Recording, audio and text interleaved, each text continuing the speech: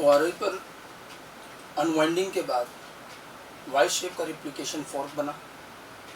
अब इस replication fork पर अनवाइंडिंग आगे प्रोसीड होगी और new DNA strand synthesis start हो जाएगी। ठीक है, हमारी अगली जो स्टेप होगी डीएनए रिप्लिकेशन के मैकेनिज्म में, that is formation of new DNA strand. ठीक है, मतलब हमने अब तक क्या क्या किया, एक्टिवेशन ऑफ न्यूक्लियोटाइड, उसके बाद में इनिशिएशन एट ओआरआई, उसके बाद unwinding of DNA at ORI, unwinding results in a Y shaped replication fork. और मैंने कहा था कि अब हम ओआरआई के एक तरफ बात करेंगे, तो जो एक तरफ हो रहा होगा वही दूसरी तरफ होगा। जैसे कि ये जो पिछला डायग्राम था हमारा, ये जो बनाया वाई शेप रिप्लिकेशन फॉर्क, ये ओआरआई के एक तरफ है। सेम ये कि ये चीज़ इधर भी होगी, कोई डीएनए कट नहीं हुआ है।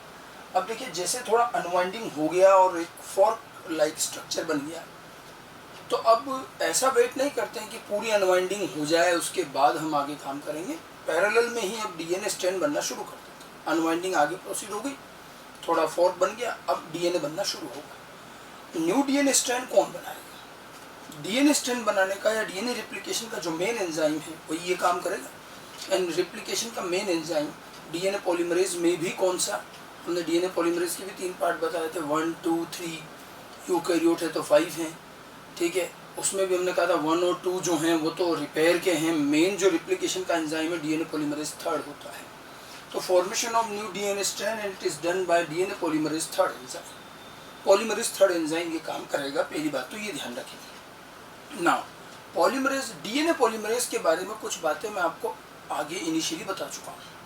पॉलीमरेज एंजाइम आपको 2 तरह के बताए गए थे, RNA polymerase, DNA polymerase. DNA polymerase DNA synthesise करता है, लेकिन डीएनए पॉलीमरेज की एक दिक्कत है। देखिए, एक कंडीशन तो सारे पॉलीमरेज एंजाइम की है, चाहे वो आरएनए हो या डीएनए हो। पॉलीमरेज एंजाइम न्यू स्ट्रैंड हमेशा एक पर्टिकुलर डायरेक्शन 5 to 3 ही बनाते हैं। ये आपको मैंने न्यूक्लिक एसिड जब पढ़ाया था तब भी बताया था कि कोई भी नई पॉलीन्यूक्लियोटाइड चेन 5 to 3 डायरेक्शन में ही बनेगी। The reason behind that, the new nucleotide always add at the 3rd end. तो 3rd end growing end होता है, 5 end फिक्स रह जाता है, तो 5 to 3 डायरेक्शन में ग्रोथ होगी। अब वो पॉलीमरेज चाहे आरएनए पॉलीमरेज हो या DNA polymerase, every polymerase enzyme polymerise and form a new strand in 5 to 3 direction. और ये नया स्ट्रैंड हमेशा ओल्डर स्ट्रैंड के सामने बनता है, इन फ्रंट ऑफ देम। ठीक है, अब 2 स्ट्रैंड आमने सामने कब आएंगे? 2 स्ट्रैंड आमने सामने तब आएंगे जब उनकी पोलैरिटी अपोजिट हो। And if you are forming new strand in 5 to 3 direction, then what about the direction of older strand, so called template strand. हमने ये भी कहा था कि every polymerase enzyme needs a template in front of which वो नया strand बनाता है, और नया स्ट्रैंड की डायरेक्शन बनाता है 5 to 3। किसके सामने बनाता है? एक पुराने टेम्पलेट के सामने। और ये आमने सामने तभी आएंगे जब एंटी पैरेलल होंगे। एंटी पैरेलल होंगे तो फिर टेम्पलेट का डायरेक्शन क्या रखें? जब हमारा नया स्ट्रैंड 5 to 3 ही बनेगा तो template must be in 3 to 5 direction. Is it clear? ठीक है, डीएनए में हालांकि 2 स्ट्रैंड हैं, डायरेक्शंस का यहाँ पर बहुत इंपॉर्टेंट रोल है, वो क्लियरली समझें। ठीक है, एक बात क्लियरली ध्यान रखिएगा कि न्यू स्ट्रैंड 5 to 3 ही बनेगा, चाहे डीएनए के दोनों स्ट्रैंड एंटी पैरेलल हो, उसका अलग बात देखेंगे, बट न्यू स्ट्रैंड 5 to 3 बनेगा। And we always need template in 3 to 5 direction. एक तो कंडीशन ये है कि the enzyme always form new strand in 5 to 3 direction, so it require template strand in 3 to 5 direction. तो ये हमारी कुछ पर्टिकुलर टर्म्स एंड कंडीशंस हैं वर्क करने की। डीएनए पॉलीमरेज 3rd जो है डीएनए स्ट्रैंड बनाना स्टार्ट करेगा, बट उसकी पहली कंडीशन ये है कि it needs 3 to 5 template in front of which it synthesise 5 to 3 new strand. और ये कंडीशन तो डीएनए पॉलीमरेज आरएनए पॉलीमरेज दोनों की होती है। चलिए, उसके बाद में हमने आपको एक चीज़ और बताई थी कि इन दोनों एंजाइम में एक डिफरेंस और है।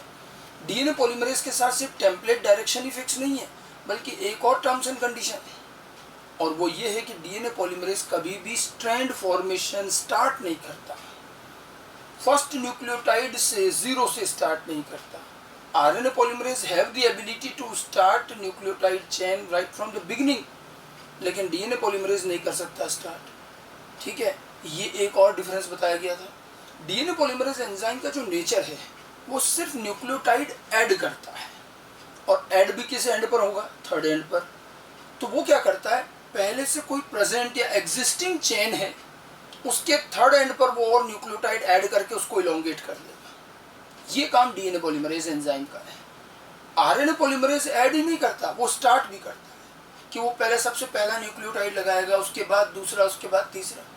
तो स्टार्टिंग से जो शुरू किया जा सकता है वो आरएनए पॉलीमरेज कर सकता है, बट डीएनए पॉलीमरेज नहीं। लेकिन हमें तो डीएनए बनाना है और काम तो डीएनए पॉलीमरेज से कराना है, लेकिन उसकी कंडीशन साफ है कि स्टार्ट में नहीं कर पाऊंगा। इसका मतलब डीएनए पॉलीमरेज जो कि सेल का एक बड़ा वीआईपी एंजाइम माना जाता है, उसने एक तरह से अपने वर्किंग की, अपने काम की दो कंडीशन बता रखी है कि मेरी ये दो कंडीशन फुलफिल करो तब मैं आपके लिए डीएनए बना दूंगा। कंडीशन क्या क्या होगी कि सबसे पहले मुझे एक टेम्पलेट चाहिएगा और वो 3 to 5 डायरेक्शन में चाहिए। उसका रीज़न है कि वो बिना टेम्पलेट के सिंथेसाइज करेगा नहीं, और सिंथेसाइज करेगा तो भी 5 to 3 डायरेक्शन में करेगा। तो एक तो उसकी टेम्पलेट डिमांड है, वो भी 3 to 5 डायरेक्शन में। दूसरा उन्होंने कह दिया हम स्टार्ट नहीं करेंगे, आप स्टार्ट किसी से भी करवा लो, हम उसके बाद आगे उसको एक्सटेंड करेंगे, कंप्लीट कर देंगे। अब एक बड़ी प्रॉब्लम स्टार्ट की होगी। चलिए टेम्पलेट हम अरेंज कर भी लेंगे, डीएनए में दोनों स्ट्रैंड है 5 to 3, 3 to 5, तो कर सकते हैं उसको अरेंज, देखेंगे अभी कैसे करेंगे। लेकिन एक प्रॉब्लम है स्टार्ट। अब जब वो स्टार्ट ही नहीं करेगा तो फिर करें क्या? और देखिए इसका अल्टीमेटली फिर क्या सॉल्यूशन निकाला गया, फिर आखिर स्टार्ट कौन करे? तो फिर बुलाया गया आरएनए पॉलीमर। पॉलीमरेज तो दो ही है, तो आरएनए पॉलीमरेज को बुलाया गया और उससे रिक्वेस्ट करके स्टार्ट कराया गया एक तरह से, क्योंकि वो स्टार्ट करना जानता है। आरएनए पॉलीमरेज को कहा गया कि भाई आप स्टार्ट कर दो, उसके बाद हम डीएनए पॉलीमरेज से काम करा देंगे। बट आरएनए पॉलीमरेज का करना था कि I can start but I will always form RNA, कि मैं स्टार्ट तो कर दूंगा लेकिन मैं बनाऊंगा तो आरएनए नहीं, आई कांट सिंथेसाइज डीएनए। तो फिर अल्टीमेटली बात है कि ठीक है आप तो स्टार्ट तो करो, आरएनए बनाओ तो थोड़ा सा आरएनए बना दो, हम स्टार्ट तो करवा दें, बाद में देखेंगे इस आरएनए को हटाने का कुछ करेंगे, ठीक है। तो इस तरह से डिसाइड ये हुआ कि अब स्ट्रैंड सिंथेसिस का स्टार्ट जो है वो आरएनए पॉलीमरेज करेगा। आरएनए पॉलीमरेज स्टार्ट करके एक छोटा सा आरएनए का सेगमेंट बनाएगा। आरएनए भी 5 to 3 बनेगा, वो तो हैवी पॉलीमरेज वो भी है। छोटा सा आरएनए का सेगमेंट बनेगा 8 to 10 base pair only. RNA के छोटे से सेगमेंट से बस ये हो जाएगा कि हाँ स्ट्रैंड बनना शुरू हो गया। अब उसके बाद फिर हम डीएनए पॉलीमरेज से आगे डीएनए कंटिन्यू करवा लेंगे, ठीक है। ये जो आरएनए का इनिशियल छोटा सा सेगमेंट बना, इसी को हम कहते हैं आरएनए प्राइमर। और ये ध्यान रखना, सेल में जब भी डीएनए बनेगा तो शुरू तो आरएनए बनाकर ही करना पड़ेगा। छोटा सा आरएनए सेगमेंट बनाएंगे, आरएनए प्राइमर। उस प्राइमर के आगे फिर डीएनए पॉलीमरेज और न्यूक्लियोटाइड ऐड करेगा और फिर डीएनए बनना शुरू होगा। इस प्राइमर का क्या होगा ये मैं आपको आगे बताऊंगा। आगे बात यहाँ तक समझ में। तो स्टार्टिंग कैसे की जाएगी, क्योंकि जब मैंने डीएनए पॉलीमरेज एंजाइम के बारे में शुरू में बताया था, पॉलीमरेज, आरएनए, डीएनए, तब भी कुछ लोगों की क्वेरी रही कि अगर ये स्टार्ट ही नहीं करेगा तो फिर काम कैसे करेगा। मैंने कहा था कि आप डीएनए रिप्लिकेशन तक वेट करो, वहाँ दिखेंगे। और आप देखिए ये स्टार्ट नहीं करेगा, अब हम स्टार्ट करवाएंगे आरएनए पॉलीमरेज से, हमारा काम ऐसे चलेगा। अच्छा एक चीज़ यहाँ देखिए, हमने आरएनए वर्ड की बात कही। हम हमेशा कहते आ रहे हैं कि ठीक है आज डीएनए हमारे लिए जेनेटिक मटेरियल हो गया, बट स्टार्ट तो आरएनए से हुआ था। पहले सब कुछ आरएनए ही था, बाद में आरएनए से डीएनए इवॉल्व हुआ, ठीक है। आरएनए एंसेस्टर है, पुराना है, आज भी डोमिनेंस तो आरएनए का ही है। ये तमाम बातें हमने की। और आरएनए के डोमिनेंस का एक एग्जाम्पल आपको यहाँ भी देखने को मिला, ठीक है। कि आज जब भी आपको डीएनए बनाना पड़ता है तो एक बार तो आरएनए से हेल्प लेनी पड़ती है और आरएनए ही बनाना पड़ता है। स्टार्ट तो आरएनए से करते फिर डीएनए बनाते।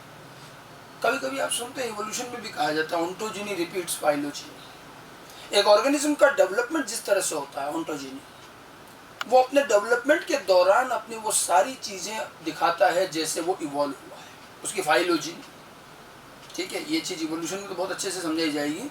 और यहाँ भी वही हो रहा है कि जैसे एक डीएनए बनना शुरू हो रहा है तो स्टार्ट अगर वो आरएनए से हो रहा है तो ये क्लियर इंडिकेशन है कि आरएनए से ही डीएनए का इवोल्यूशन हुआ है और आरएनए डीएनए का एक एंसेस्ट्रल पार्ट है, ठीक है।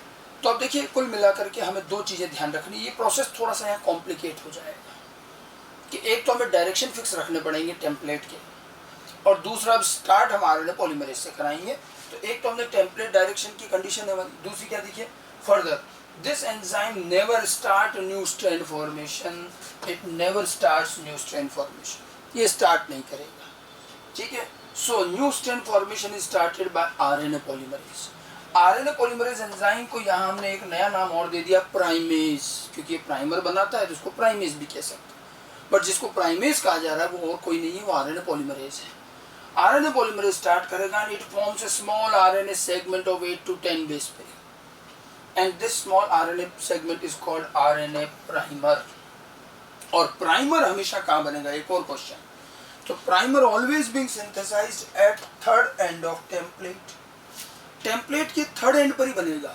The reason behind the template का डायरेक्शन में क्या होता है, टेम्पलेट मस्ट बी 3 to 5, तो 3 to 5 टेम्पलेट होगा, उसके थर्ड एंड पर प्राइमर बनाए, क्योंकि अगर टेम्पलेट 3 to 5 है तो सामने वाला 5 to 3 बनेगा, तो थर्ड एंड के सामने प्राइमर बनेगा, तभी तो वहां से फिर 5 to 3, और प्राइमर का डायरेक्शन भी क्या होगा, 5 to 3। वो तो आरएनए ही है ना, आरएनए बने चाहे डीएनए बने, 5 to 3 बनेगा, और क्योंकि वो 5 to 3 बनेगा इसलिए वो थर्ड एंड पर बनेगा। तो टेम्पलेट के थर्ड एंड के सामने छोटा सा आरएनए का एक सेगमेंट बनेगा जिसको हम आरएनए प्राइमर कहेंगे, और इस तरह से काम की शुरुआत होगी। हम इसको जरा डायग्राम से भी देखें। जो हमारा वो रिप्लिकेशन फॉर्क था, हम यहाँ पर बात कर रहे हैं इस जगह पर, ठीक है। अब देखिए यहाँ प्राइमर बनेगा और क्या कंडीशन रहेगी, जरा ये देखिए, ये हमारा वही फॉर्क है। अब देखिए ये थर्ड एंड है, अब टेम्पलेट अपने को 3 to 5 करना है, तो इधर तो थर्ड एंड है। मतलब यूँ समझिए कि आरएनए पॉलीमरेज एंजाइम को बोला गया कि भैया देखो स्टार्ट आपको करना है, तो आप जाइए ओआरआई पर, हमारी अनवाइंडिंग हो रही है, वहाँ जा करके प्राइमर बना करके आ जाओ, फिर हम अपना काम शुरू करें। अब आरएनए पॉलीमरेज जब ओआरआई पर आया, यही अनवाइंड, ये ओआरआई है, ये मैं एक तरफ का हिस्सा बना रहा हूँ, ऐसा नीचे भी है। आरएनए पॉलीमरेज यहाँ आया तो ओआरआई पर उसको एक तरफ तो ये थर्ड एंड मिल गया, तो उसने फटाफट इसके सामने एक छोटा सा ये क्या बना दिया, प्राइमर। और प्राइमर भी देखो 5 to 3 डायरेक्शन में ही बना, ठीक है।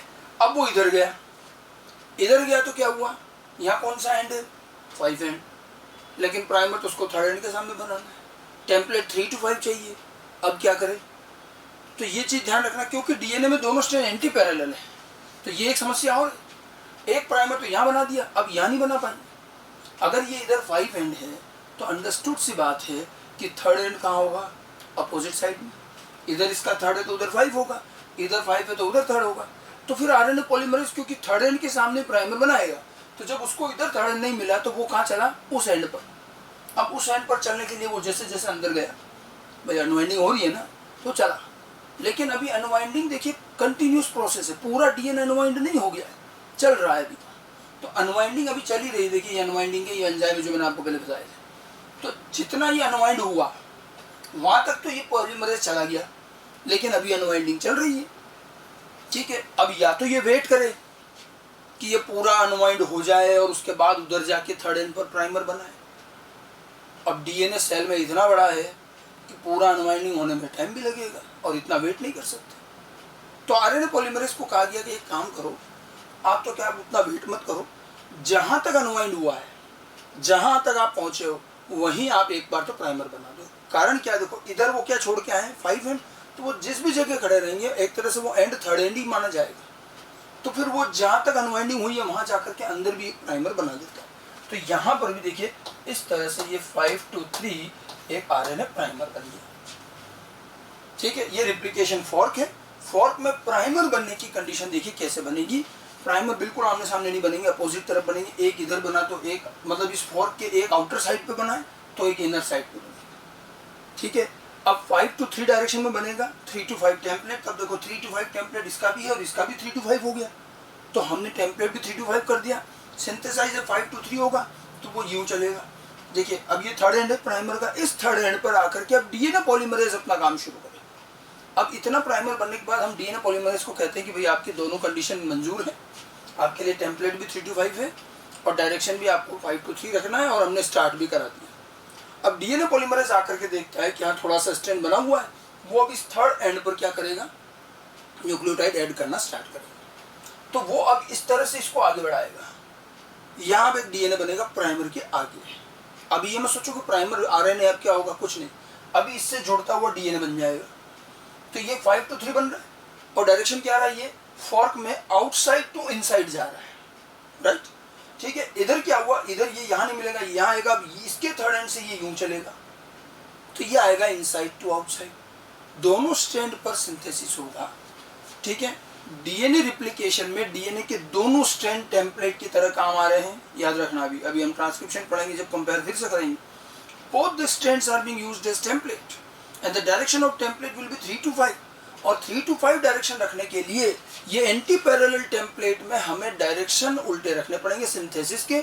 एक पे सिंथेसिस आउटसाइड टू इनसाइड, एक पर इनसाइड टू आउटसाइड। यहाँ तक बात समझ में आई? ठीक है।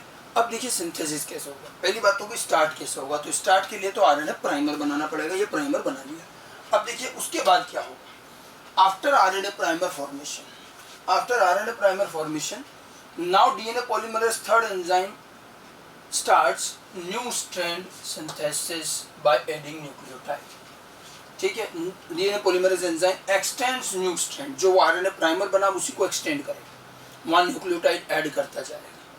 अब देखिए आरएनए पॉलीमरेज जो है, sorry DNA polymerase third enzyme 3 step में काम करता है, और केवल डीएनए पॉलीमरेज ही नहीं। अब मैं जो चीज़ बता रहा हूँ ये आपके यहाँ और ट्रांसक्रिप्शन दोनों जगह काम आएगी, चाहे डीएनए बने चाहे आरएनए बने। पॉलीमरेज के काम करने का स्टाइल एक ही, चाहे वो आरएनए पॉलीमरेज हो चाहे डीएनए पॉलीमरेज हो। ठीक है। पॉलीमरेज के काम करने का मेथड एक ही है, और वो 3 स्टेप अपने को ध्यान रखना है। सबसे पहले क्या करता है वो देखिए। सबसे पहली स्टेप देखिए, ये सबसे पहले क्या करेगा DNA polymerase enzyme. First of all recognises nucleotide sequence of template. Template के न्यूक्लियोटाइड सीक्वेंस को रिकॉग्नाइज करेगा। प्राइमर तो बन गया, अब आगे सामने वो टेम्पलेट तो सामने रहेगा, उसकी न्यूक्लियोटाइड को ऑब्जर्व करेगा, वहाँ कौन कौन से न्यूक्लियोटाइड है, कौन कौन से बेसिस हैं। ठीक है। उनको रिकॉग्नाइज करेगा and it places complementary activated nucleotide in front of them. अब उसने टेम्पलेट के न्यूक्लियोटाइड रिकॉग्नाइज किए और उनके सामने कॉम्प्लीमेंट्री न्यूक्लियोटाइड, वो भी ट्राइफॉस्फेट वाले एक्टिवेटेड न्यूक्लियोटाइड बताया था कि वो एक्टिवेटेड ही लाते हैं हमें, वो ट्राइफॉस्फेट वाले को उनके सामने लाके खड़ा करें। मतलब इसको यूँ समझे, हम डायग्राम में देखते हैं तो ये डायग्राम जैसे ये है। अब देखो ये जो थर्ड एंड है, इस थर्ड एंड के यहाँ से अब डीएनए बनना शुरू होगा, ये थर्ड एंड। अब देखिए डीएनए जब सिंथेसाइज होगा तो यहाँ जो टेम्पलेट के न्यूक्लियोटाइड हैं, अब ये जो टेम्पलेट स्ट्रैंड है इस पे भी न्यूक्लियोटाइड तो हैं, तो ये टेम्पलेट के न्यूक्लियोटाइड को पहले रिकॉग्नाइज करेगा। उसके बाद में वो क्या करेगा, यहाँ पर इसके सामने कॉम्प्लीमेंट्री न्यूक्लियोटाइड को इस तरह से रख दिया जाए, ऐसे। थोड़ा सा इधर देखो। ठीक है। तो ये क्या हुआ, टेम्पलेट के न्यूक्लियोटाइड रिकॉग्नाइज किए गए। मान लो इधर ए है तो सामने टी, इधर जी है तो इधर सी, कोई कॉम्प्लीमेंट्री पेयरिंग होगी तो न्यूक्लियोटाइड रखा, और ये न्यूक्लियोटाइड सारे ट्राइफॉस्फेट। तो इस तरह से ये अरेंज कर देगा। अब ये काम डीएनए पॉलीमरेज कर रहा है। इधर भी देखो, इधर यहाँ ये आउटसाइड टू इनसाइड हो रहा है, तो इधर ये इस तरफ होगा। अब ये यहाँ पर इस तरह से टेम्पलेट के न्यूक्लियोटाइड, सॉरी टेम्पलेट के सामने कॉम्प्लीमेंट्री न्यूक्लियोटाइड रख दिए, ऐसे अरेंज हो जाए, यूँ समझ लीजिए। अब ये अभी जो न्यूक्लियोटाइड लगे हैं ये सब ट्राइफॉस्फेट। ठीक है। तो सबसे पहला काम तो क्या हुआ, recognisation of nucleotide sequence of template and placement of complementary nucleotide in front of them. ये हमारी फर्स्ट स्टेप हुई। ठीक है। एंजाइम के काम करने की ये फर्स्ट स्टेप। अब उसके बाद सेकंड स्टेप में क्या होगा, these nucleotide releases their 2 additional phosphate। अब ये न्यूक्लियोटाइड अपने जो दो, क्योंकि ट्राइफॉस्फेट न्यूक्लियोटाइड लगाए थे, लेकिन डीएनए में यूज तो मोनोफॉस्फेट ही होगा, वो तो हम जानबूझ के 2 फॉस्फेट ज़्यादा लाए। अब यहाँ जब वो डीएनए में यूज होने वाला है, ठीक इस समय वो अपने दोनों फॉस्फेट हटा देगा। अब याद कीजिए दोनों फॉस्फेट हाई एनर्जी बॉन्ड से कनेक्टेड थे, अच्छी खासी एनर्जी लगा के बनाया गया था। When you remove them they release the same good amount of energy. तो जैसे 2 फॉस्फेट रिलीज किए, during this good amount of energy is released, अच्छी खासी एनर्जी रिलीज होगी and which is used in base pairing. अब ये energy release हुई, ये एनर्जी यहाँ इस पूरी एक्टिविटी में जहाँ भी एनर्जी चाहिए वहाँ यही एनर्जी काम है, तो इमीडिएटली तो बेस पेयरिंग होगी।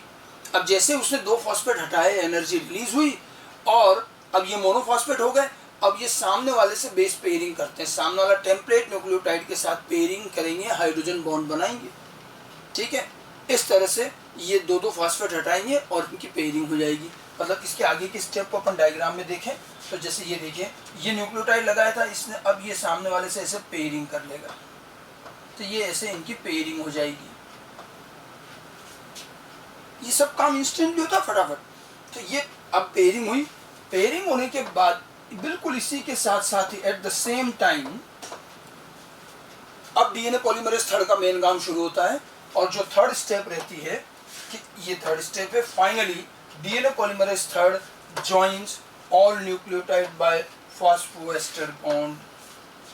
अब इनके बीच में ये न्यूक्लियोटाइड जो अलग अलग हैं, इनके बीच में फॉस्फोएस्टर बॉन्ड बना के इनको सबको जोड़ देगा एंड दस फॉर्म्स ए न्यू स्ट्रैंड। इस तरह से डीएनए का नया स्ट्रैंड बन जाएगा। तो अब यहाँ पर डीएनए पॉलीमरेज एंजाइम इन सबको जोड़ देगा, तो ये इस तरह से एक स्ट्रैंड बन जाएगा पूरा। इधर जो है ये यहाँ जोड़ देगा, तो ये इस तरह से पूरा स्ट्रैंड बनेगा लाइक दिस। ठीक है, तो डीएनए पॉलीमरेज एंजाइम आखिरकार ये ज्वाइनिंग का सारा काम करेगा। ये मान लीजिए डीएनए पॉलीमरेज थर्ड एंजाइम है, एक इधर भी चल रहा है और ये इधर भी रहेगा, दोनों तरफ ये enzyme DNA polymerase third enzyme. ठीक है, तो देखिए डीएनए पॉलीमरेज थर्ड एंजाइम और ये रेगुलरली बिल्कुल इसी तरह से आगे बढ़ेगा, ये इधर और ये इधर चलता जाएगा। तो किस तरह से ओआरआई पर नया स्ट्रैंड बनना शुरू होगा, मैंने आपको उसका एक आउटलाइन तरीका बताया। फिर ये आगे वही करता जाएगा, सेम ये प्रोसेस चलता जाएगा। ठीक है, ये प्रोसेस भी स्टार्ट हो गया, अनवाइंडिंग चल ही रहा है, बस सारे काम आगे के भी चल रहे हैं। ठीक है, तो एक बार फिर से समझ लें कि सबसे पहले हुआ क्या। फॉर्मेशन ऑफ न्यू स्ट्रैंड में हमने स्टार्ट करते समय पहले दो बातें बताई आपको कि हमारा डीएनए का नया स्ट्रैंड बनाएगा DNA polymerase third enzyme. But polymerase की जैसी टर्म्स एंड कंडीशन है, एक तो ये है कि उनको टेम्पलेट हमेशा 3 to 5 चाहिएगा ताकि वो 5 to 3 नया स्ट्रैंड बना पाएंगे। और दूसरी चीज़, डीएनए पॉलीमरेज तो स्टार्ट भी नहीं कर पाता है, तो फिर स्टार्ट हम करवाएंगे आरएनए पॉलीमरेज से, और वो टेम्पलेट के थर्ड एंड के सामने छोटा सा आरएनए का एक सेगमेंट बनाएंगे, उसको आरएनए प्राइमर कहेंगे। प्राइमर फॉर्म होगा पहले। प्राइमर बनने के बाद में 3 स्टेप में काम होता है। प्राइमर बनने के बाद डीएनए पॉलीमरेज थर्ड 3 स्टेप में काम करेगा। सबसे पहले टेम्पलेट के यानी कि जो पुराना स्ट्रैंड है उसके न्यूक्लियोटाइड सीक्वेंस को रिकॉग्नाइज करेगा, उसके सामने कॉम्प्लीमेंट्री नए न्यूक्लियोटाइड लगाएगा, वो भी ट्राइफॉस्फेट एक्टिवेटेड फॉर्म में। ठीक है, सबसे पहला काम है न्यूक्लियोटाइड रिकॉग्नाइजेशन। तो ये जो फर्स्ट स्टेप है ये न्यूक्लियोटाइड रिकॉग्नाइजेशन हो गया। उसके बाद में क्या आएगा, जैसे न्यूक्लियोटाइड लगे, now this nucleotide releases their both the phosphate, additional phosphate, and energy is also released here and base pairing takes place. अब ये न्यूक्लियोटाइड अपने सामने वाले टेम्पलेट वाले न्यूक्लियोटाइड से हाइड्रोजन बॉन्डिंग से बेस पेयरिंग कर लेंगे। ए और टी में 2 हाइड्रोजन बॉन्ड, जी और सी में 3 हाइड्रोजन, बेस पेयरिंग हो जाएगी। और जब ये बेस पेयरिंग हो रही होती है उसी टाइम एंजाइम देखिए डीएनए पॉलीमरेज जो है वो मेनली एस्टर बॉन्ड बनाता है, वो हाइड्रोजन बॉन्ड नहीं बना रहा है। वो पेयरिंग हो गए और साथ साथ में वो इन सारे न्यूक्लियोटाइड को फॉस्फोएस्टर बॉन्ड से लिंक कर देगा, तो सारे न्यूक्लियोटाइड एक चेन में जुड़ गए और एक पूरा स्ट्रैंड बन गया। और इस तरह से टेम्पलेट के सामने ये एक नया स्ट्रैंड बनता जाएगा और ये आरएनए पॉलीमरेज से बिल्कुल कनेक्टेड बनेगा, उसी के थर्ड एंड से। ठीक है, इसको हमेशा थर्ड एंड चाहिए। ये थर्ड एंड को एक्सटेंड कर रहा है इधर भी और इधर भी, और भी इसी तरह से चलता जाएगा। तो ये नए स्ट्रैंड फॉर्मेशन का मेथड है। समझ में आ गई बात? ठीक है, यहाँ तक पहले बात समझ में आ जानी चाहिए। हमने ओआरआई पर अनवाइंडिंग की, अनवाइंडिंग करने के बाद हमने ओआरआई पर सिंथेसिस स्टार्ट करवाया। इसके लिए पहले प्राइमर बनाना पड़ा और उसके बाद ये सिंथेसिस स्टार्ट हुआ। नाउ जैसे ये सिंथेसिस स्टार्ट हुआ, अब आगे क्या होगा, अब आगे और देखिए। ये हमारी फोर्थ स्टेप थी, फॉर्मेशन ऑफ न्यू स्ट्रैंड। तो गेट स्टार्टेड। अभी सब चीज़ें चल रही हैं। अब देखो क्या क्या हो रहा है। अनवाइंडिंग अपनी जगह चल ही रही है, अनवाइंडिंग का डायरेक्शन है, अनवाइंडिंग चल रही है, तो आगे आगे अनवाइंडिंग होती जा रही है और ये अब पीछे से डीएनए बनना भी शुरू हो गया। ठीक है, लेकिन अब यहाँ आगे प्रॉब्लम क्या आएगी, अब एक और चीज़ समझिएगा। अब प्रॉब्लम क्या है, प्रॉब्लम डायरेक्शन से रिलेटेड तो अभी भी रहेगी। ठीक है, अब हमारी अगली स्टेप जो आती है, नेक्स्ट स्टेप, वो है elongation of new DNA strand. हमने बनाना स्टार्ट तो कर दिया, अब हम उसको इलोंगेट करेंगे, एक्सटेंड करेंगे। तो इलोंगेशन में आगे क्या होना है, जैसे ये डीएनए स्ट्रैंड आपने बनना शुरू किया, अब ये जैसे थोड़ा थोड़ा और आगे बढ़ेगा तो आगे होगा क्या, आगे क्या होगा देखिए। As the unwinding proceeds the size of replication fork increases, size increase होगी and more template strand is available for synthesis. अब क्या होगा देखिए, अगर हम अपने इसी पे बात करें तो जैसे थोड़ी अनवाइंडिंग और हो गई, अनवाइंडिंग और हुई तो थोड़ा फॉर्क बड़ा हो गया, फॉर्क बड़ा हो गया, हमारा स्ट्रैंड सिंथेसिस तो चल ही रहा है। अब आप जरा दोनों स्ट्रेंथ पर सोच के देखो होगा क्या। ये जो हमारा 3 to 5 टेम्पलेट है, इस पर 5 to 3 बन रहा है, और चलो ये और ओपन हो गया तो ये कहाँ चल रहा है, बाहर से अंदर चल रहा है। तो इसका डायरेक्शन और आपके अनवाइंडिंग का डायरेक्शन तो बिल्कुल सेम है। तो इसका जो डायरेक्शन है ये भी डायरेक्शन इसी तरह से है, क्योंकि सेम डायरेक्शन है, इसलिए कोई प्रॉब्लम नहीं आएगी। जैसे जैसे अनवाइंडिंग होगा ये भी बढ़ता जाएगा। आपको यहाँ और स्टार्ट, यहाँ एक ही प्राइमर बना और अब उसके बाद लगातार बनता जाएगा अनवाइंडिंग के साथ साथ। But the problem comes on this strength. ये जो 5 to 3 टेम्पलेट है, इसका डायरेक्शन है, ये तो है आउटसाइड टू इनसाइड फॉर्क में, और ये इनसाइड टू आउटसाइड। अब इनसाइड टू आउटसाइड होने पे प्रॉब्लम क्या है, देखो ये जो आपने बनाना शुरू किया ये तो यहाँ आके खत्म हो जाएगा। मीनवाइल क्या हुआ, जैसे ये तो यहाँ तक आ गया, मीनवाइल ये पीछे और ओपन हो गया, डायरेक्शन अपोजिट में नहीं दोनों, तो और ओपन हो गया। अब याद कीजिए शुरुआत में जब प्राइमर बनाने वाली बात आई थी तो आरएनए पॉलीमरेज यहाँ प्राइमर बना के जब इधर आया था तो इधर थर्ड एंड नहीं मिला, 5 एंड था, तो वो अंदर गया, वो उसको जाना अदर एंड पर था, लेकिन पूरा अनवाइंड नहीं हुआ था, तो जहाँ अनवाइंड हुआ था वहाँ बना दिया। अब थोड़ी अनवाइंडिंग और हो गई तो थोड़ा ये पीछे और ओपन हो जाएगा। अब यहाँ वापस अंदर जा करके फिर एक प्राइमर बनेगा। ठीक है, मतलब आप देखिए आगे की जो कंडीशन रहेगी 3 to 5 टेम्पलेट स्ट्रेंथ। ठीक है, 3 to 5 टेम्पलेट जो मैंने आपको इधर वाला बताया था, ये वाला, पहले हम इस पे बात कर लेते हैं। तो यहाँ क्या हुआ, यहाँ पर new strength forms from outside to inside, बाहर से अंदर बनेगा इस पर। ठीक है, आउटसाइड टू इनसाइड फोर्क, इसको कहा जाता है towards the fork. Towards the fork, away from the fork पर 2 साल पहले नीट में क्वेश्चन भी आ चुका है, ध्यान रखिएगा। ठीक है, तो यहाँ जा रहा है towards the fork due to this direction. अब ये डायरेक्शन बिल्कुल अनवाइंडिंग का डायरेक्शन है।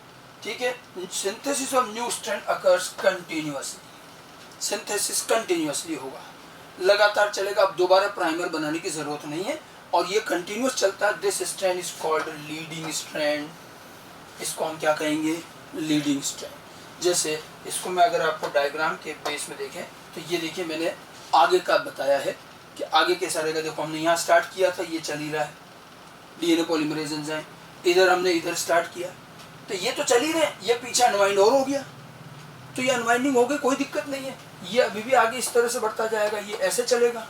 अब ये तो यहाँ आके खत्म हो गया तो फिर पीछे जाके फिर एक प्राइमर बनाया। ठीक है, तो 3 to 5 स्ट्रैंड पर तो ये कंटिन्यूअस चलेगा। देखिए इसको बोलेंगे लीडिंग स्ट्रैंड। आपको याद रखना है लीडिंग स्ट्रैंड के लिए टेम्पलेट का डायरेक्शन क्या है, 3 to 5 टेम्पलेट। ओके, और यहाँ सिंथेसिस होगा कंटिन्यूअस, ये कंटिन्यूअस होगा और ये लगातार ऐसे चलता जाएगा, इसमें कोई प्रॉब्लम नहीं है। लेकिन अगर हम दूसरा देखें ऑन 5 to 3 टेम्पलेट उधर वाले पर, तो 5 to 3 template new strand forms from inside to outside. अब देखिए 5 to 3 में हमारा डायरेक्शन क्या था, ये इनसाइड टू आउटसाइड, ये है 5 to 3 टेम्पलेट। ठीक है, ये इनसाइड टू आउटसाइड है, तो ये अवे फ्रॉम द फोर्क जा रहा है, वो टुवर्ड्स द फोर्क था, ये फोर्क से बाहर जा रहा है। ठीक है, due to this direction synthesis of new strand occurs discontinuously in segment and these segments are called Okazaki segment. कैसे, देखो अब आप देखिए यहाँ पर, अब वापस चलते हैं अपन उसी पर, तो ये देखिए ये एक सेगमेंट यहाँ आके खत्म हो गया, तो मीनवाइल थोड़ा और खुल गया, तो फिर हमने एक प्राइमर बना दिया। अब वापस यहाँ पर डीएनए पॉलीमरेज थर्ड वाला एंजाइम फिर से ये नया स्ट्रैंड बनाना इस तरह से स्टार्ट करेगा, तो ये नया स्ट्रैंड यहाँ बन रहा है, इसका मान लीजिए ये ऐसे बनेगा लाइक दिस। ठीक है, तो यहाँ पर ये फिर एक डीएनए पॉलीमरेज थर्ड एंजाइम है और ये भी डीएनए पॉलीमरेज थर्ड है, ये भी डीएनए पॉलीमरेज थर्ड है। ठीक है, और यहाँ हमारा डायरेक्शन ये यूँ आया और ये इधर गया ऐसे, ये इस तरह से जा रहा है इनसाइड टू आउटसाइड। अब इसमें हुआ क्या, यहाँ एक सेगमेंट स्टार्ट किया था, वो यहाँ खत्म कर दिया हमने, फिर हम वापस पीछे गए, फिर से एक स्टार्ट किया, फिर एक टुकड़ा बन गया। ये जो सेगमेंट, अब देखो यहाँ कोई सेगमेंट नहीं बन रहा, ये कंटिन्यूस चलता जाएगा, ये डिसकंटिन्यूस है। और ये जो इसके सेगमेंट बने, दिस सेगमेंट, ये वाला जो सेगमेंट है या ये जो सेगमेंट है, इसको बोलेंगे ओकाजाकी सेगमेंट। Okazaki segment. ठीक है, तो ओकाजाकी सेगमेंट हमेशा आपको किस पे मिलेंगे, इस वाले स्ट्रैंड, और क्योंकि ये कंटिन्यूस चलता है इसको लीडिंग बोलते हैं, और इस वाले स्ट्रैंड को बोलेंगे लेगिंग स्ट्रैंड। ठीक है, तो ये जो हमारा रहेगा लेगिंग स्ट्रैंड। ठीक है, this strand is called lagging. ये थोड़ा सा लैग करता है, ये उससे थोड़ा सा स्लो चलेगा क्योंकि टुकड़ों में बनता है। वो लीडिंग स्ट्रैंड, ये लेगिंग स्ट्रैंड। तो लीडिंग लेगिंग स्ट्रैंड पर डिफरेंस पूछा जाएगा, सब्जेक्टिव में बोर्ड पैटर्न में आता है। तो रिप्लिकेशन में आपको इन दोनों में डिफरेंस ध्यान रखना है। तो डिफरेंस क्या क्या हुआ? लीडिंग स्ट्रैंड कौन सा रहेगा? Here it forms on 3 to 5 direction template. Here the synthesis occur continuously. It forms on 5 to 3 template direction. Here synthesis occurs discontinuously and there are segmented synthesis and the segments are called Okazaki segment. ठीक है। एक और चीज देखिए, leading strand usually require only one primer. एक ही तो primer बना, उसके बाद कहीं जरूरत नहीं। लैगिंग वाले में आपको बार बार मेनी प्राइमर्स आर रिक्वायर्ड, हर बार प्राइमर बनेगा और सेगमेंट में सिंथेसिस होगा। तो लीडिंग लेगिंग का ये डिफरेंस आपको अच्छे से ध्यान रखना है। आगे बात समझ में। तो पहले तो हमने देखा कि ये स्टार्ट कैसे होगा। स्टार्ट होने के बाद जब ये आगे एक्सटेंड करेगा तो क्या होगा, तो ये आगे एक्सटेंड कैसे करेगा और ओकाज़ाकी सेगमेंट बनेंगे, ये बात बिल्कुल अच्छी तरह से ध्यान रखिएगा। मतलब अगर हम डीएनए रिप्लिकेशन को ओवरऑल नेचर देखें तो एक चीज ध्यान रखिएगा कि दस overall DNA replication is semi-discontinuous.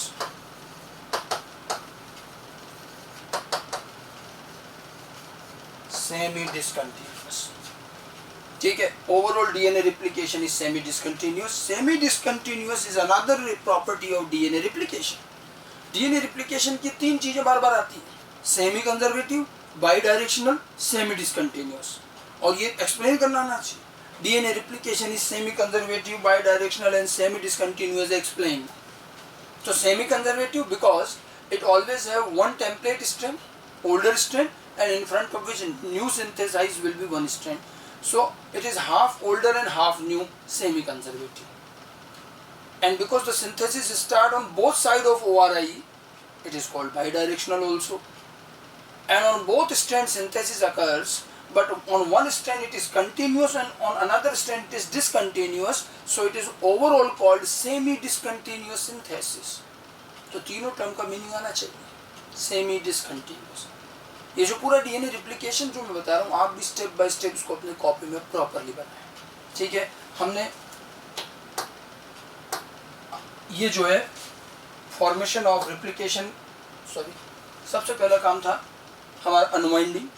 Unwinding से हमारा क्या हुआ, ये बना replication fork, sorry this one. इस तरह से हमने रिप्लिकेशन फॉर्क बनाया, पूरा प्रॉपर डायग्राम से इस चीज को बना लिया। ठीक है, वीडियो पॉज कर सकते हैं, देख करके ढंग से अपनी कॉपी में बनाएं। ठीक है, ये हमारी अनवाइंडिंग की स्टेप थी। उससे पहले इनिशिएशन और उससे पहले आपको मैंने एक्टिवेशन बताया। डायग्राम अनवाइंडिंग से आया और ये रिप्लिकेशन फॉर्क बना लास्ट में। इसके बाद में मैंने formation of new DNA strand बताया। Formation of new DNA strand में डीएनए पॉलीमरेज का रिक्वायरमेंट्स क्या क्या हैं, टेम्पलेट की रिक्वायरमेंट, और ये स्टार्ट कैसे होगा, प्राइमर बनेगा, सारी चीज़ें प्रॉपर्ली नोट कर लें। ठीक है, इसके बाद में आगे फिर मैंने इस चीज़ को डायग्राम में भी दिखाया था आपको। ठीक है, और प्राइमर बनने के बाद ये जो तीनों स्टेप्स हैं, nucleotide recognisation, base pairing and strand formation, ये तीन स्टेप्स तो आपको बार बार चाहिए कि आगे जब ट्रांसक्रिप्शन में आरएनए बनेगा तब भी चाहिए, इसलिए वहाँ में वापस डिटेल नहीं लेंगे, यहाँ केवल समझाने की जरूरत पड़ेगी। ये होगा nucleotide recognisation, base pairing and phosphoester bond formation. ये 3 स्टेप भी बार बार चलेंगे। ठीक है, इस तरह से ये डायग्राम बिल्कुल अच्छी तरह से बनना चाहिए। इस डायग्राम में हम सारी चीज़ शो कर रहे हैं, कैसे स्टार्ट हुआ, अनवाइंडिंग तो आगे चली रही है। फिर सबसे पहले प्राइमर बने, प्राइमर बनने के बाद उस प्राइमर के थर्ड एंड से न्यू स्ट्रैंड बनना शुरू हुआ। डीएनए पॉलीमरेज थर्ड इसको एक्सटेंड कर रहा है। ये ओआरआई पर शुरुआत है, स्टार्टिंग डायग्राम। फिर इसके बाद हमने कहा था ये तो स्टार्ट हो गया सिंथेसिस, फिर इलोंगेट होगा, एक्सटेंड होगा। जब ये अनवाइंडिंग और बढ़ जाएगी तो रिप्लिकेशन फॉर्क भी बढ़ जाएगा। तो आगे क्या होगा, जब ये जैसे एक्सटेंड होगा तब हमें लीडिंग लेगिंग स्ट्रैंड नजर आएंगे, अभी नहीं दिख रहे हैं। इसके बाद अगला स्टेप जो हमने बताया था इलोंगेशन का। तो इलोंगेशन में आपको 3 to 5 टेम्पलेट पर क्या रहना है, ये बहुत अच्छी तरह से ध्यान रखिए, लीडिंग और लेगिंग स्ट्रैंड। ठीक है, 3 to 5 स्ट्रैंड पर, और ये 5 to 3 स्ट्रैंड। लीडिंग स्ट्रैंड कैसे बना, ओकाज़ाकी सेगमेंट क्या है, लेगिंग स्ट्रैंड क्या है, सारी बातें। और इसको फिर डायग्रामेटिकली भी आप अच्छी तरह से ध्यान रखें कि थोड़ा हम और जब ओपन करेंगे तो ये सिचुएशन रहेगी, एक तरफ कंटिन्यूस एक तरफ डिसकंटिन्यूस, ओवरऑल सेमी डिसकंटिन्यूस। ठीक है, अब यहाँ तक की बात, अब ये सारा प्रोसेस कंटिन्यू चलता जाएगा, लेकिन अभी कुछ काम बचा है। एक तो क्वेश्चन रहता है कि why there is an formation of Okazaki segment, Okazaki segment क्यों बने? इसका जवाब अलग अलग लोग अलग अलग तरह से, साहब ये एंटी पैरेलल है और ये उल्टा है, ये है वो है। इसका सही जवाब देखिएगा, ओकाजाकी सेगमेंट क्यों बने। कम से कम ये नहीं कहिएगा कि एंटी पैरेलल है इसलिए बन रहे हैं। एंटी पैरेलल होते हुए भी आप चाहें तो ओकाजाकी नहीं बने। देखो हुआ क्या था, जब स्टार्ट हुआ था तो एक बार प्राइमर यहाँ बना था और ये यूं चला, दूसरा यहाँ नहीं बना, अंदर बना था और ये अंदर से बाहर आया। इस वक्त क्या हुआ, आरएनए पॉलीमरेज एंजाइम जब इसके प्राइमर बनने के बाद जब इधर आया तो ये जा कर रहा था, इस वाले स्ट्रैंड के दूसरे एंड पर जा रहा था, थर्ड एंड पे बनाना है उसको तो। और जब ये अंदर चला तो अनवाइंडिंग पूरी नहीं हुई थी। आप जरा इमेजिन कीजिए, अगर वो अनवाइंडिंग पूरी हो गई होती, अगर पूरा डीएनए अनवाइंड एक साथ हो गया होता तो आपको सिर्फ 2 ही प्राइमर चाहिए थे। एक इस कोने पे लगा दिया, एक इस एंड पे लगा दिया, दूसरा उस तरफ जाके उस एंड पे लगा दिया, और इसको यूं बनाएंगे, इसको यूं बना लेंगे। कहाँ बना कोई डिसकंटिन्यूअस। अगर ये वाला प्राइमर या बीच में न लग करके अनवाइंडिंग हो चुकी होती तो ये लास्ट में जाके लगता, तो ये उधर से यूं आता और ये इधर से यूं चला जाता, दोनों स्ट्रैंड कंटिन्यूअस करते। तो भले वो एंटी पैरेलल है, उसके बाद भी दोनों स्ट्रैंड कंटिन्यूअस हो सकते थे if unwinding takes place at the same time, entire DNA get unwind simultaneously. और आप एनसीईआरटी में भी पढ़ेंगे, unwinding of entire DNA at the same time is being very difficult part and it requires lots of energy. It is highly energy process, बहुत energy लगेगी। एक एक chromosome में डीएनए बहुत लेंदी होता है, और अगर हम ये सोचें कि पूरे डीएनए को पहले अलग कर दें फिर हम उसके सामने स्टैंड बनाएं तो ये लिविंग सेल में पॉसिबल नहीं है। हाँ, आप आर्टिफिशियली करवा सकते हैं। अब ये चीज़ अपन बायोटेक में पढ़ेंगे। बायोटेक में छोटे छोटे डीएनए का टेस्ट ट्यूब में आजकल रिप्लिकेशन करवा देते हैं। एक टेक्निक है पीसीआर। पीसीआर वैसे बहुत कॉमन नाम है, जगह जगह आता है, ये हम बायोटेक में पढ़ेंगे। तो वहाँ हम क्या करते हैं, छोटे से सेगमेंट को टेस्ट ट्यूब में कंडीशंस दे करके हम रिप्लिकेशन कराते हैं।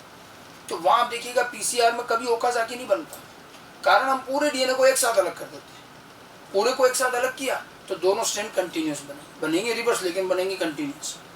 तो ओकाजाकी सेगमेंट सेल में ही बनता है, इन विवो सेल के अंदर, नेचुरल कंडीशन। सेल के बाहर अगर डीएनए बनवाओगे तो नहीं बनेगा, क्योंकि वहाँ पूरे डीएनए को एक साथ खोलोगे। यहाँ पर ध्यान रखिएगा, why there is an formation of Okazaki segment, the reason behind that the entire DNA, the unwinding of entire DNA do not takes place at the same time, and DNA replication is zipping unzipping mechanism. जैसे zip open करते हैं ना, तो जैसे जैसे हम unzip कर थोड़ा थोड़ा खोलते जा रहे हैं और बनाते भी चल रहे हैं, तो इट इज अनजिपिंग जिपिंग मैकेनिज्म। और जब अनजिपिंग जिपिंग मैकेनिज्म है तो एक स्ट्रैंड डिसकंटिन्यूअस बनेगा ही बनेगा, और ये डिसकंटिन्यूअस लेगिंग स्ट्रैंड है और यहाँ ओकाजाकी सेगमेंट बनेगी। अब क्या ये ऐसे ही रहेगा? अब हमारे मन में दिमाग में 2-3 बातें आ रही हैं कि एक तो ये टुकड़े हैं, दूसरा यहाँ बीच बीच में आरएनए फंसा हुआ है। तो आगे क्या, अब देखो काम क्या, ये सिंथेसिस हो गया और ये आगे बढ़ गया। अब देखो अनवाइंडिंग भी चल रही है और सिंथेसिस भी चल रहा है। अब हम पीछे से काम को समेटते चलेंगे और आगे के कुछ और चीज़ें जो रहती हैं लेटर ऑन। अब देखो और क्या रहेगा, जैसे सिंथेसिस आगे एक्सटेंड हुआ उसके बाद सबसे पहला काम है आरएनए प्राइमर हटाएंगे। आखिर आरएनए बीच में रख थोड़ी सकते हो, तो स्टार्ट करने के लिए लगाया। और आरएनए प्राइमर रिमूव करने का काम हमारा एक मेन रिपेयर एंजाइम वो करेगा, डीएनए पॉलीमरेज 1, जिसको मैंने कहा था ये कॉर्नबर्ग एंजाइम भी है। मैंने वहाँ भी लिखा था इसका फंक्शन कि it removes RNA primer and fills the gap, Kornberg enzyme. Sorry DNA polymerase 1 removes RNA primer. DNA polymerase 1 हमारे रिपेयरिंग का मेन एंजाइम है और ये आरएनए प्राइमर हटाएगा and forms DNA segment in place of RNA primer. तो ये अब जैसे सिंथेसिस आगे एक्सटेंड हो गया, लीडिंग लेगिंग जो भी चल रहा है, अब ये पीछे से क्या करेगा, जहाँ आरएनए प्राइमर है वहाँ से आरएनए प्राइमर हटाएगा और उसकी जगह पर डीएनए बना देगा, fills the gap by forming DNA. And ये कैसे करता है देखो, ठीक है, in place of RNA primer by adding nucleotide at third end of next Okazaki segment. यही समझने वाली बात है कि प्राइमर कैसे हटेगा और कैसे वहाँ भी डीएनए बनेगा। ठीक है, और जैसे ये प्राइमर हट करके डीएनए बना, अब उसके बाद में क्या काम रहेगा, लाइगेज एंजाइम। लाइगेज हमेशा डीएनए के टुकड़ों को जोड़ता है, तो ligase enzyme joins all Okazaki segment and makes DNA continue. थोड़े समय बाद, शुरुआत में जब सिंथेसिस हो रहा होता तब हमें एक कंटिन्यूस दिखेगा, एक डिसकंटिन्यूस दिखेगा, लेकिन ये ध्यान रखना थोड़े टाइम बाद जो डिसकंटिन्यूस है उसके ओकाजाकी सेगमेंट भी जोड़ के वो भी कंटिन्यूस हो जाएगा, वो लाइगेज जोड़ेगा। लेकिन लाइगेज तो तब जोड़ेगा, पहले इसमें से बीच में से आरएनए हटाएगा, आरएनए हटने के बाद लाइगेज सारे सेगमेंट को जोड़ करके कंटिन्यू कर देगा। अब मैंने यहाँ जरूरी चीज़ क्या लिखी कि कैसे एक्चुअल में ये प्राइमर रिमूव होता है, हम जरा इसको डायग्राम से समझें। ये मैंने वही डायग्राम वापस बना रखा, देखो ये तो लगातार इसकी ये जो है ये इस तरह से चले जा रहा है, इसमें कोई दिक्कत नहीं। ठीक है, हम जरा पहले इसमें समझते कि ये सेगमेंट कैसे जुड़ेंगे। अब आप देखो, ये वाला जो हमारा पुराना सेगमेंट था, ये 5 एंड है, तो ये इधर क्या होगा, इसका 3rd एंड ये बन गया। अब पीछे से एक और नेक्स्ट वाला जो ओकाजाकी है वो इधर से आ रहा है। ठीक है, जब तक एक चीज ध्यान रखना, नेक्स्ट ओकाजाकी सेगमेंट का एंड यहाँ तक नहीं पहुंचेगा जब तक ये प्राइमर नहीं हटेगा। ये अच्छे से समझना, क्योंकि क्या होता है देखो, अब देखो कैसे ये जो है, समझिए इसको,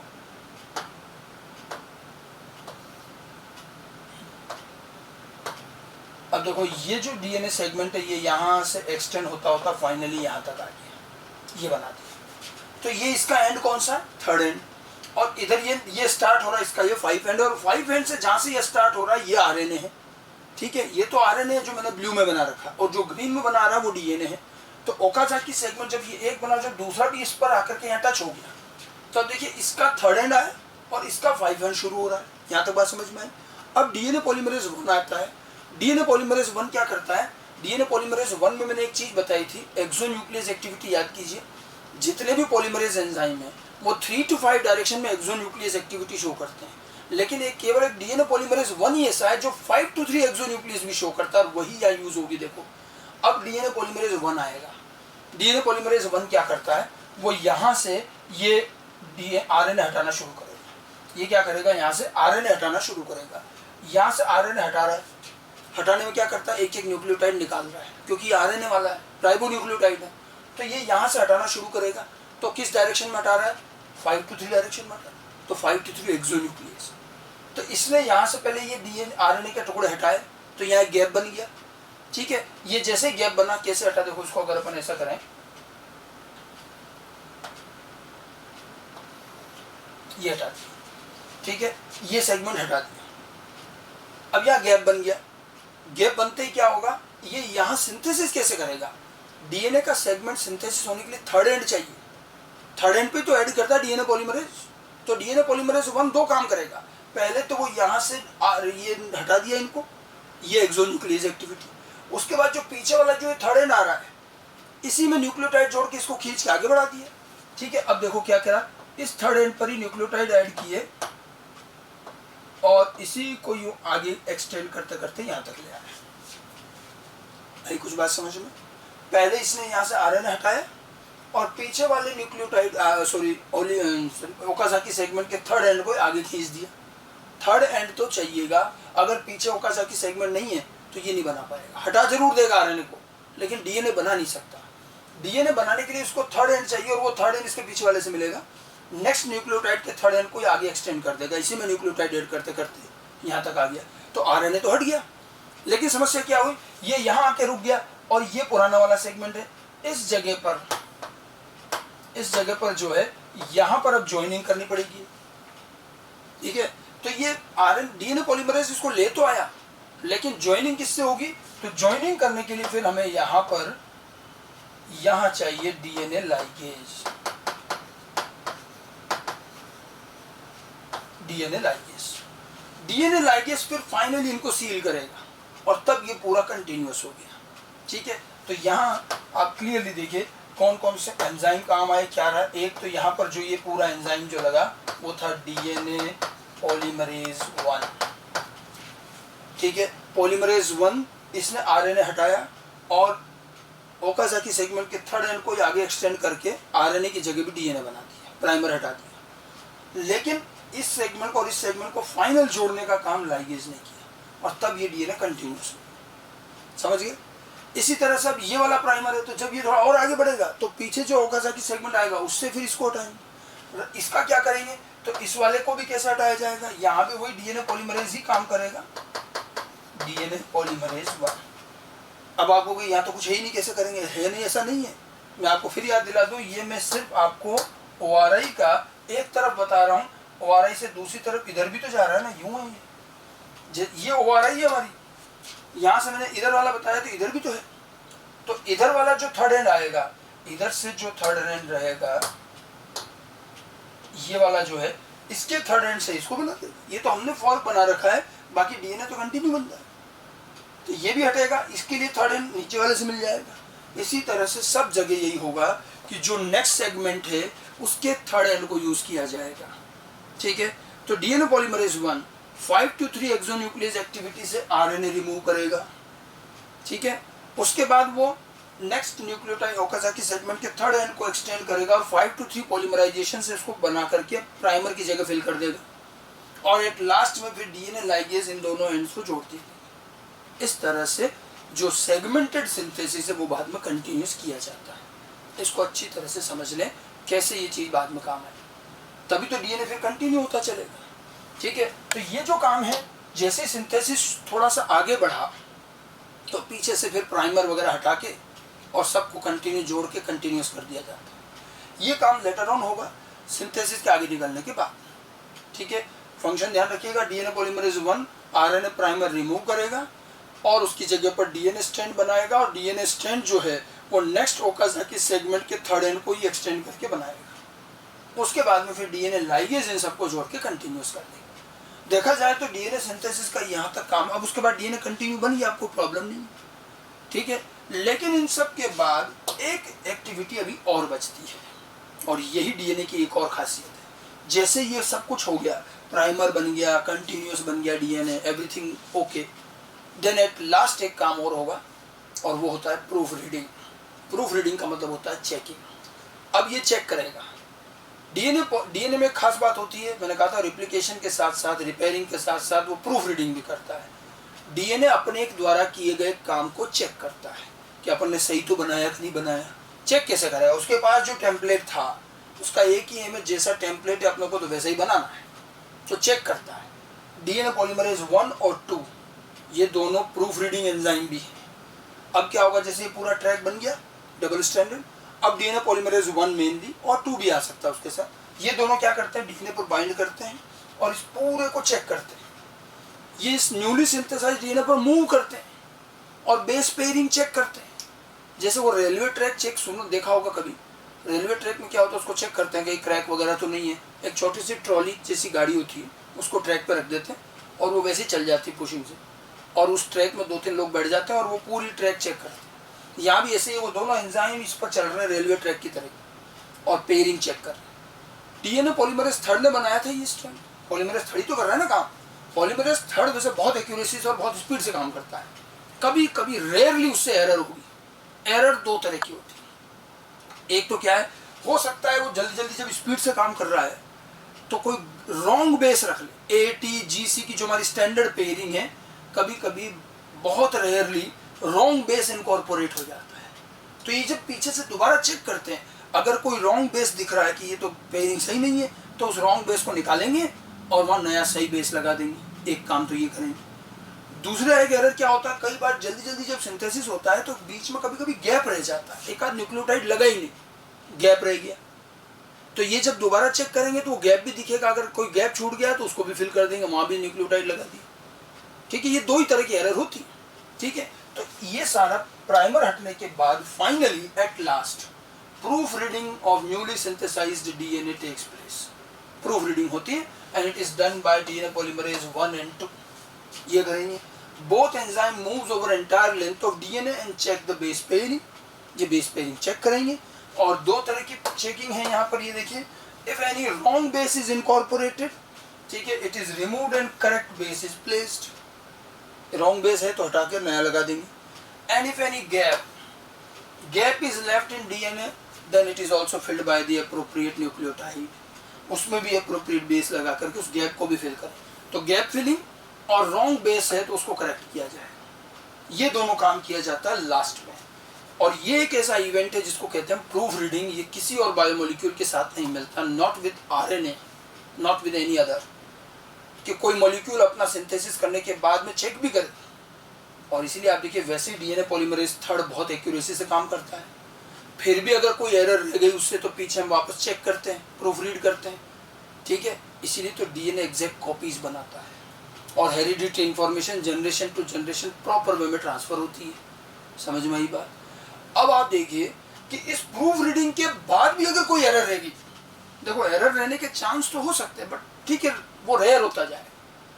स्टिल पूरी प्रूफ रीडिंग के बाद भी कोई एरर हो गई, उसके बाद कुछ चेंज हो गया, तब जाकर के होता है म्यूटेशन। हम जो प्रिंसिपल ऑफ इनहेरिटेंस जेनेटिक्स में म्यूटेशन करते हैं कि म्यूटेशन हो गया। कई बार हम सोचते हैं कि सर इसमें म्यूटेशन हो जाए तो क्या होगा। म्यूटेशन इतना आसान नहीं है, सोचना बहुत ईजी है, पर आप सोचो डीएनए का जो बनने का तरीका है उसमें म्यूटेशन के लिए जगह कहाँ हुई। पहले इतनी एक्यूरेसी से बन रहा है, वो टेम्पलेट रख रहे हैं पुराना, उसके सामने बना रहे देख देख के ताकि गलती नहीं हो। बनाने वाला बहुत एक्यूरेसी से काम कर रहा है और उसके बाद हमने प्रूफ रीडिंग और करवा ली, ठीक है। इसके बाद अगर कोई एरर फिर रह गई तब कहेंगे उसको mutation, and that's why the mutation chance has been very very rare. समझिए। तो डीएनए रिप्लिकेशन का ये पूरा प्रोसेस था, किस तरह से डीएनए रिप्लिकेट हुआ, कैसे स्टार्ट हुआ बिगिनिंग से, ठीक है। रेप्लिकेशन की ये चीज़ें हमारे डीएनए की तो चीज़ें सारी बायोटेक में भी आगे भी काम आएंगी, तो इनको थोड़ा सा ध्यान रखिएगा, ठीक है। तो डीएनए रेप्लिकेशन सेमी कंजर्वेटिव है, उसको प्रूव करने के लिए हमने मिज़ल्सन स्टॉल एक्सपेरिमेंट बताया, ठीक है। उसके बाद में फिर हमने रेप्लिकेशन के एंजाइम की बात करी, डीएनए पॉलीमरेज जो कि प्रोकैरियोट में 3 हैं और यूकैरियोट में 5 हैं। प्रोकैरियोट के 3 का हमने थोड़ा सा कंपैरिजन लिया था, डीएनए पॉलीमरेज 1 जो कि कॉर्नबर्ग एंजाइम है लेकिन वो रिपेयर एंजाइम, वो यहाँ लास्ट में काम आ रहा है प्रूफ रीडिंग वगैरह। सेकंड का ज़्यादा यूज़ नहीं है, वो भी लेकिन 1 के साथ ही काम आता है। और थर्ड वाला मेन एंजाइम है जो डीएनए बनाता है, ठीक है। यूकैरियोट्स में इनके नाम बदले हुए हैं। बाकी मैकेनिज्म हमने शुरू किया तो सबसे पहले हमने एक्टिवेशन ऑफ न्यूक्लियोटाइड का काम किया, क्योंकि न्यूक्लियोटाइड सप्लाई चाहिए कि हमें, वो भी एक्टिवेटेड ट्राइफॉस्फेट, तो वो एक्टिवेशन कंटिन्यू चलेगा जब तक पूरा डीएनए नहीं बनेगा पैरेलल में। फिर उसके बाद हमने डीएनए में ओआरआई सर्च की, इनिशिएशन वहीं से होगा। सर्कुलर डीएनए में प्रोकैरियोट में एक ही मिली लेकिन यूकैरियोट में बहुत सारी थी, तो जहाँ जहाँ ओआरआई सब जगह से स्टार्ट करवा सकते हैं। उसके साथ साथ में ये बाई डायरेक्शनल हो रहा है कि ओआरआई में भी दोनों तरफ चलेगा ताकि टाइम आधा ही लगे, ठीक है। अब ओआरआई में फिर हमने अनवाइंडिंग करी। सबसे पहले अनवाइंडिंग में 3 चीज़ें काम आ रही, helicase, single strand binding protein and topoisomerase. Helicase unwind करता है, single strand binding protein recoiling से प्रिवेंट करता है और टोपोआइसोमरेज अनवाइंडिंग के स्ट्रेस को रिलीज करेगा ताकि अनवाइंडिंग प्रॉपर्ली हो सके। अनवाइंडिंग के बाद रेप्लिकेशन फॉर्क बनता है और उस फॉर्क में फिर अब डीएनए सिंथेसिस स्टार्ट होता है। डीएनए फॉर्मेशन जब स्टार्ट होता है तो सबसे पहले हमें आरएनए प्राइमर, आरएनए पॉलीमरेज को लाना होता है जो आरएनए प्राइमर बनाता है, जो कि फॉर्क में एक बाहर और एक अंदर बनाएगा डायरेक्शन की वजह से, ठीक है। उसके बाद में फिर डीएनए पॉलीमरेज उसके आगे डीएनए बनाना शुरू करेगा और जिस तरह का डायरेक्शन है, जब ये थोड़ी सी अनवाइंडिंग और आगे होगी और सिंथेसिस आगे बढ़ेगा तो हम देखेंगे एक स्ट्रैंड तो कंटिन्यूस बनेगा लेकिन एक में डिसकंटिन्यूटी आएगी और सेगमेंट बनेंगे, ओकाज़ाकी सेगमेंट। फिर मैंने आपको बताया कि किस तरह से आरएनए प्राइमर हटेंगे और किस तरह से ओकाज़ाकी सेगमेंट जुड़ेगा और पूरा डीएनए कंटिन्यूस बनेगा। और उसके बाद लास्ट में फिर प्रूफ रीडिंग का काम होगा जिससे कि सारा काम एक बार को चेक किया जाए। ये पूरा एक प्रोसेस है डीएनए रिप्लिकेशन का, ठीक है। इनके स्टेप बाय स्टेप जो डायग्राम्स हैं प्रॉपरली आप अपनी कॉपी में भी इसको ढंग से बना के, ठीक है। जिनके बोर्ड एग्जाम्स हैं तो बोर्ड में भी रिप्लिकेशन मैकेनिज्म पूछा जाएगा। अब आप एनसीईआरटी में पढ़ोगे तो एनसीईआरटी में बहुत समराइज्ड वे में 2-3 पैराग्राफ में देखिए, लेकिन जब हम मैकेनिज्म लें तो एक स्टोरी की तरह पहले इसको याद रखें और स्टेप बाय स्टेप समझाएं, ठीक है।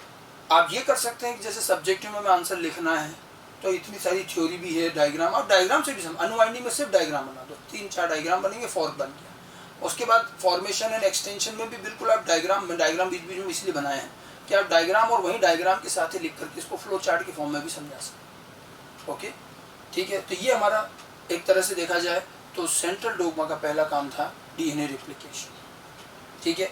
अब अगली जो एक्टिविटी है सेंट्रल डोग्मा के नेक्स्ट स्टेप है ट्रांसक्रिप्शन, उस पर बात करेंगे बाकी।